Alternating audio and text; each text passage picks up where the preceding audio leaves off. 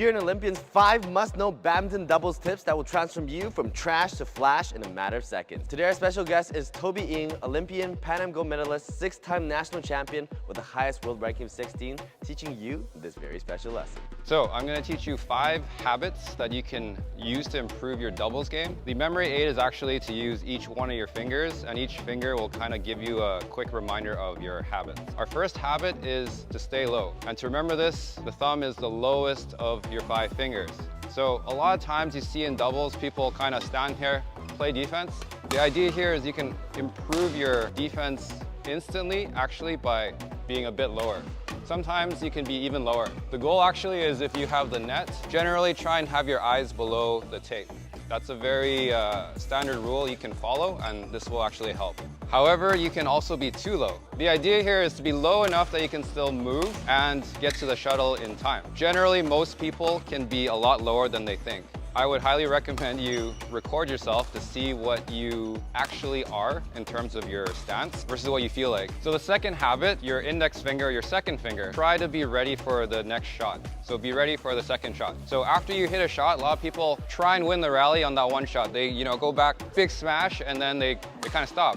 And then when the shuttle comes back, they're just not ready for it. So the goal here is to be ready for the shot to come back.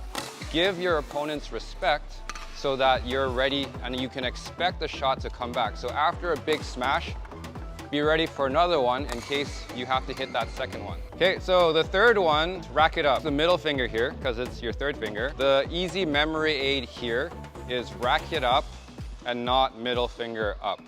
Okay, so please don't demonstrate this to your friends. The idea here is, a lot of times, if you hit a shot, you want your racket to be ready. The person in the back, sometimes they should just have the racket up so that they can be ready to drive or deflect the shot right away. If your partner has a good serve and you're in the back and your racket is down here, you're not going to be ready for that flat shot because you're preparing for something that may not exist. However, if your partner doesn't have a good serve and then they can actually hit it down, then you would probably have to prepare wherever it is. There is an exception though. You can actually have your racket too high up. If your racket is up here, but they're hitting a shot that is flatter, then that means you have to bring your racket back down. So the goal here is to have your racket in the position where you think the shuttle is most likely to travel. Generally, you should try and cover your opponent's best possible shot. This may come with a bit of experience, but having the racket in the right position will save you a lot of time and give you a chance to get the shot back over. You'll just improve your chances of returning shot. The fourth finger is actually connected with the other fingers. So the idea here is we want to hit and step at the same time, and also which will help our recovery. So quick demo of this, it's actually better to step and hit and then be ready again. So hit, hit, hit, hit, so that we're ready for the next shot. If you step first and then you hit, that means you have to now push back and your recovery is now compromised because it's just delayed. If you jump up and hit, then that means I have to land and then push.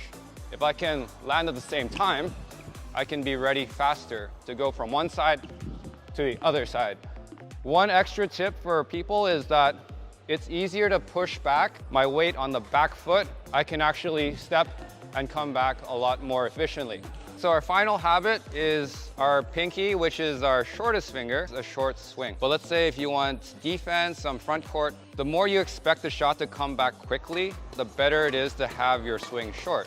If you combine this with some of the other rules that we have, you can actually generate power in different places.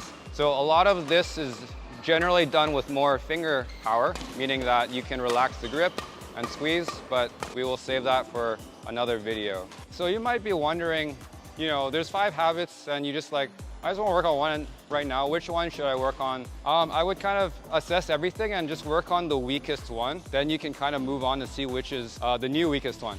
Now you know these tips, it's time to see you at the Olympics.